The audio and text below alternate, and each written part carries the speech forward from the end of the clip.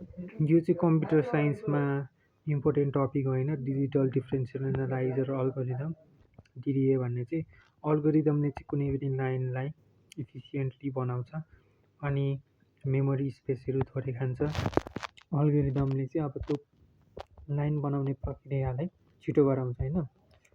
अनि एउटा कुनै प्लेन छ त्यो चाहिँ 2 डाइमेन्सनलमा काम गर्ने चाहिँ यसमा हामी 3Dमा काम गर्दैन।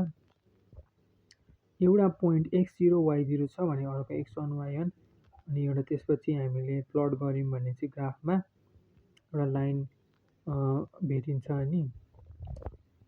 अनि अब यसको डिटेलमा अब वर्किङ डिटेल्स अफ डिडिए अल्गोरिदमहरू हेरौँ।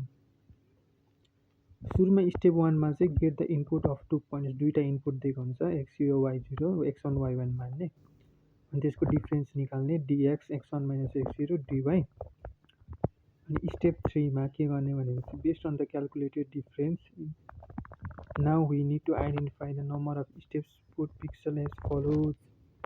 अब स्टेप भनेको चाहिँ के हो भन्ने कुरा बुझ्नु पर्यो। यसमा चाहिँ के हुन्छ भनेपछि स्टेप्स चाहिँ कुन हुन्छ त dx र dyमा स्टेप कुन हो, जुन चाहिँ डिफ्रेन्स ठुलो हुन्छ त्यसलाई हामी स्टेप्स मान्छौँ है। स्टेप भनेको चाहिँ यो दुईटाको डिफ्रेन्समा ठुलो हुनु पर्यो। अनि यहाँ भनेको चाहिँ if absolute dx is greater than absolute dy steps equals to absolute dx होइन, else steps equals to absolute dy। अनि स्टेप 4 मा के हुन्छ भनेपछि अब इन्क्रिमेन्ट इन एक्स र वाइ कोअर्डिनेट नै इन्क्रिमेन्ट गर्नु पर्यो होइन। अब एक्स इन्क्रिमेन्ट निकाल्न के भने dx by steps, y dy by steps गर्नु पर्यो। अब स्टेप्स चाहिँ जुन ठुलो हुन्छ हो त्यो लिनु पर्यो। एक्स इन्क्रिमेन्ट र वाइ इन्क्रिमेन्ट यसरी निक्लिन्छ होइन। अनि स्टेप 5 मा के हुन्छ, finally we put the pixel successfully x. अनि यसमा चाहिँ के भन्छ int i equals to 0 i is less than steps i plus plus होइन, आईलाई चाहिँ 0 मान्ने अनि आईलाई बढाउने अनि x equals to x plus x र y equals to y plus y increment हुन्छ। अनि put pixel round x round why अनि यसको भ्यालु भनेको चाहिँ त्यो इन्क्रिमेन्ट पछि आएको हुन्छ। अनि यहाँ चाहिँ इक्जाम्पल दिएको छ, जस्तै अब यदि एम चाहिँ लेस देन 1 भनेपछि डिएक्स ठुलो हुनु पर्यो होइन, त्यो स्लोप बढायो भन्न खोजेको छ। अनि यहाँ पोइन्ट दिएको छ 5,4 12,7 x0 y0 x1 y1 मान्ने अनि त्यसको डिफ्रेन्स निकाल्ने। अब यो डिफ्रेन्समा कुन ठुलो छ त 7 ठुलो छ भनेपछि स्टेप्स हाम्रो के भयो 7 भयो। अनि यहाँ हेर्नुहोस् होइन, स्टेप इक्वल्स टु 7 लेखिरहेको छ, यो बुझिहाल्नु भयो हजुरहरूले। एक्स इन्क्रिमेन्ट एक्सलाई कतिले इन्क्रिमेन्ट गर्ने डिएक्स बाई त्यो स्टेप्स लेख्ने 7/7 1 y increment divide by steps 3/7 0.4। अनि स्टेप्स एक्स वाइ छ अनि स्टेप्स अब 0मा 5,4 पोइन्ट छ।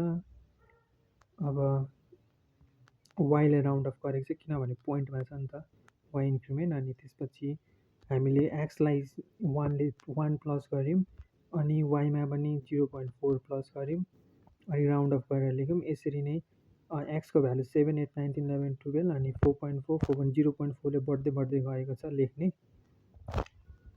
एक्जाम्पल 2 पनि म बुझाइदिन्छु। जस्तै यसमा चाहिँ पोइन्ट दिएको छ 5,7 10,15 यसमा चाहिँ डिवाई ठुलो छ अनि 8 छ अनि भनेपछि स्टेप्स भनेको हाम्रो के हुन्छ डिवाई हुन्छ। अनि एक्स इन्क्रिमेन्ट र वाइ इन्क्रिमेन्ट निकाल्नै पर्छ हरेक कुरामा। अब एक्सलाई कतिले इन्क्रिमेन्ट गर्ने त एक्सलाई 0.6ले डिएक्स बाई स्टेप्सबाट थाहा हुन्छ, वाइलाई त्यसै गरी नै। अनि यहाँ एक्स र वाइ छ अनि एक्स चाहिँ राउन्ड अफ किनभने एक्सको भ्यालु इन्क्रिमेन्ट पोइन्टमा छ 5.6 0.6ले बढेको छ एक्स, हरेक स्टेपमा 0.6 बढाउने, वाइलाई 1ले बढाउने अनि हरेक स्टेप गर्ने।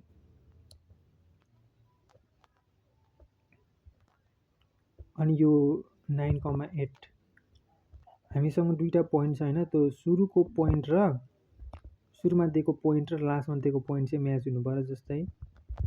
जस्तै 5,7 छ नि होइन, 5,7बाट बढाउँदै बढाउँदै एक्स इन्क्रिमेन्ट र वाइ इन्क्रिमेन्ट बढाउँदै जाने 10,15सम्म नपुगिन्जेलसम्म नरोकिने, नभए एक्जाममा मार्क्स आउँदैन। हस्त धन्यवाद। तपाईँले यो डिडिए अल्गोरिदम बुझ्नुभयो होला। यदि बुझ्नु भएन भने कमेन्ट सेक्सनमा भन्नुहोस्, म बुझाइदिन्छु।